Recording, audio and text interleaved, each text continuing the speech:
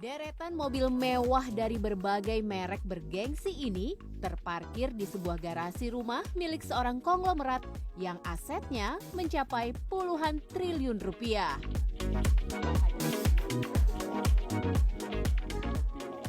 Alun Yosef atau lebih dikenal dengan Yusuf Hamka adalah pemilik di balik mobil-mobil mewah ini. Tak hanya itu, ia juga memiliki beberapa hotel mewah di Indonesia dan juga memegang jabatan penting sebagai komisaris di beberapa usaha Salim Group. Namun, Yusuf Hamka lebih dikenal melalui bisnisnya di sektor jalan tol.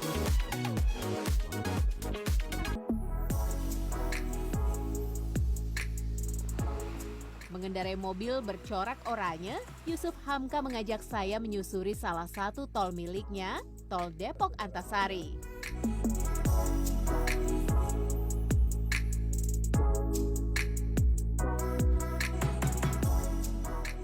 Dan kami pun berhenti di salah satu masjid yang dibangun olehnya dan dikenal dengan Masjid Babah Alun.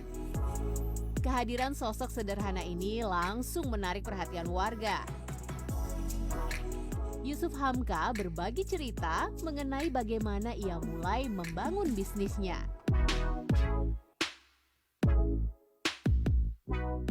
Di 2011 akhir ada temen yang ngajakin, mau nggak kalau dimasukin jadi dirut di mana, jalan tol.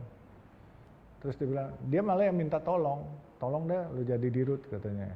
Karena ini naga-naga, yang penting jangan suruh saya korupsi ya, jangan suruh saya nyolong, saya mau. Bapak ini dikenal sebagai Raja Tol Indonesia. Bagaimana dengan gelar tersebut? Apakah sudah merasa Raja Tol di Indonesia? Nggak buat saya bangga tuh, karena saya bukan raja. Tapi makanya selalu humble, selalu bisa bawa diri, insya Allah sukses. Karena Allah juga suka sama orang yang humble kok.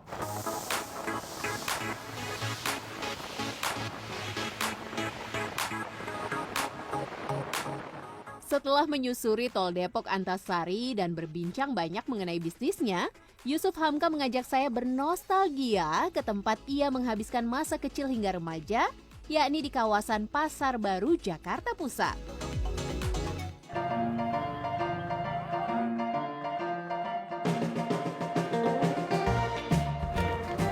Sini. Nah, Oh, ini. masih ada. Dulu mamanya jual es mambo, dia masih muda. Di sekitar kawasan Pasar Baru, Yusuf Hamka pun mengenang momen-momen masa kecil dan remajanya. Mulai dari tempat ia menjajakan es mambo hingga masa-masa kenakalannya bersama teman-temannya. Ini di jalan sempit, dulu sempit kayak gini juga. Iya, dulu Kang, sini. Isi, Pak. Terbuka, jadi terbuka begini kita jongkok begitu. Sambil aja. ngobrol ya, Pak? Iya. Sambil ngobrol. Bisa ngobrol, sebelahan nggak ada pintunya.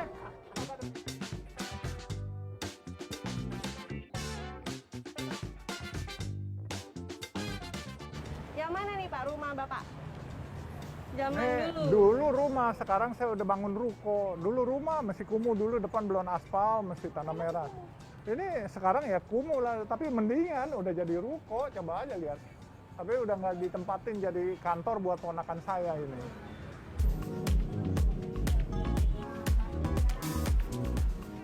Meski menyandang sebutan Raja Jalan Tol dan konglomerat, Yusuf Hamka masih sering mengunjungi pasar loak dan berburu barang-barang unik.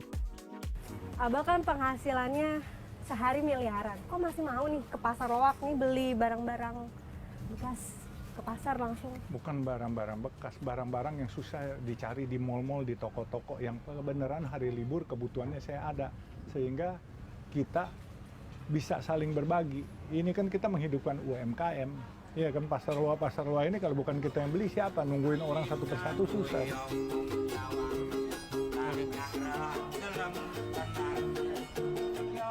Yusuf Hamka tak lupa, di setiap tempat yang didatangi, acap kali ia selalu membantu warga yang membutuhkan.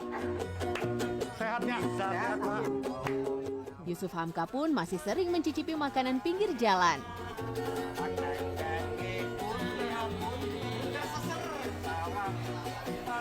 Sikap kedermawanan dan kesederhanaan ini menjadi ciri khas dirinya yang tampil begitu apa adanya.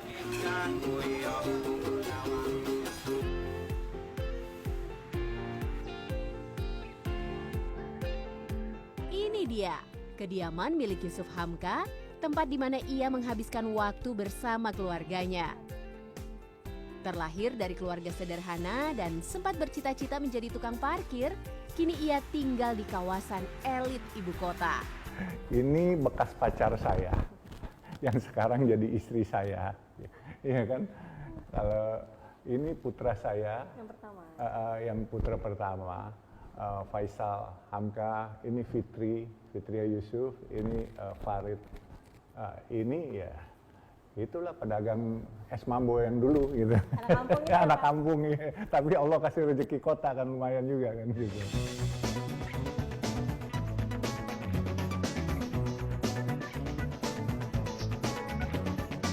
Ada nggak sih, Bah, mobil paling bersejarah? Ada nggak sih yang menemani dari hidup susah sampai sekarang udah jadi konglomerat?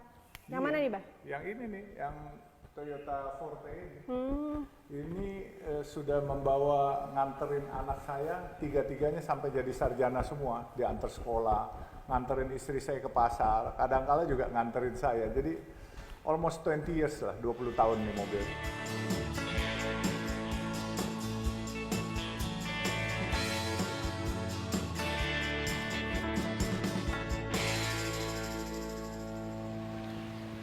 Buya Hamka seorang yang welas asih dan bijaksana. Dalam ceramahnya sejuk, dia selalu mengatakan kepada saya, "Nak, harta yang kamu makan akan jadi kotoran. Harta yang kamu simpan akan jadi warisan atau rebutan.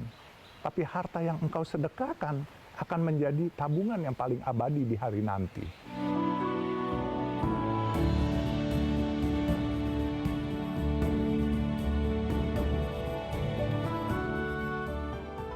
Kegemilangan dan kekayaan yang diraih Yusuf Hamka tak membuatnya menjadi kacang lupa pada kulitnya. Ia tahu di mana ia berpijak dan dari mana dirinya berasal. Berbagi kepada sesama dan membantu mereka yang membutuhkan menjadi prinsipnya. Kesederhanaan melekat pada seorang Yusuf Hamka meski ia berada dalam deretan konglomerat Indonesia.